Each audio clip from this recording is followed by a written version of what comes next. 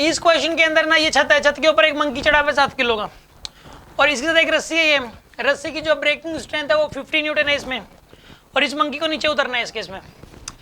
अगर वो पता है क्या उतर, मतलब कई बच्चों को लगता है कि उतर ही नहीं पाएगा, अगर ब्रेकिंग स्ट्रेंथ 50 है और वो खुद 7 किलो का तो उतर ही नहीं पाएगा कभी भी, क्योंकि अगर एक बार लटक भी गया ना, सिर्फ वो लटक भी जाए तो भी वो जो टेंशन डेवलप कर देगा वो 70 कर देगा।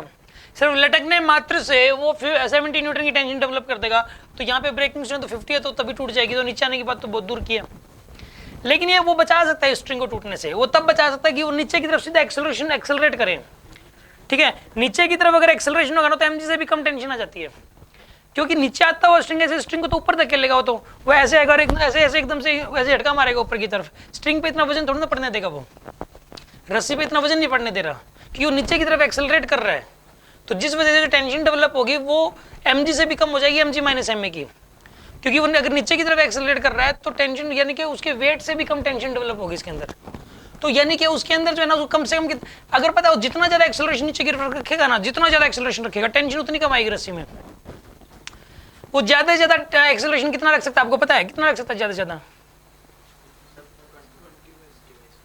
ज्यादा से ज्यादा कह रहा हूँ, यहाँ मिनिमम पूछा हुआ अलग चीज है कि ज्यादा कुछ भी मतलब 100 का रख लेगा। कैपेसिटी क्या उसकी, वो 10 से ज्यादा रख ही नहीं सकता। वो 10 एक्सेलरेशन ड्यू टू ग्रेविटी होता है 10, तो वो सीधा जंप भी कर जाए इससे बढ़िया। तो फिर अगर वो जंप भी कर जाएगा ना बिना रस्सी का यूज किए तो भी एक्सेलरेशन 10 का होगा, तो भी एक्सेलरेशन 10 का होगा, यानी 10 से कम ही, मतलब वो कहने का मतलब ये कि 10 से ज्यादा रख भी नहीं सकता वो। अगर वो 10 का एक्सेलरेशन कर दे इसका मतलब रस्सी का तो यूज ही नहीं कर रहा, वो सीधा फ्री फॉल कर रहा है वो। फिर उस केस में टेंशन तो जीरो हो जाएगी रस्सी में, MG minus M A, MG minus MG zero ही हो जाएगा, tension developed in the string तो जीरो हो जाएगी ऐसे केस में। इस केस में पता है क्या, वो कम से कम इतना एक्सेलरेशन करना पड़ेगा, मतलब मिनिमम ए मिनिमम बताना है इस केस के अंदर कितना एक्सेलरेशन करे वो, ठीक है ना, क्योंकि उससे कम करेगा तो रस्सी टूट जाएगी। तो इस क्वेश्चन को करने के लिए आप ऐसा करो, M G minus M A is equal to 70 करो, M G minus M A equal to breaking strength करो। आप नीचे उतरता है तो टेंशन डेवलप्ड होती है एमजी माइनस एम ए, और इसी को ब्रेकिंग स्ट्रेंथ बना दो आप, ठीक है ना। इस क्वेश्चन को सोल्व करने के लिए 70 minus 7 A is equals to 50, minus 7 A equal to minus 20 and A equal to 20/7, this is the answer.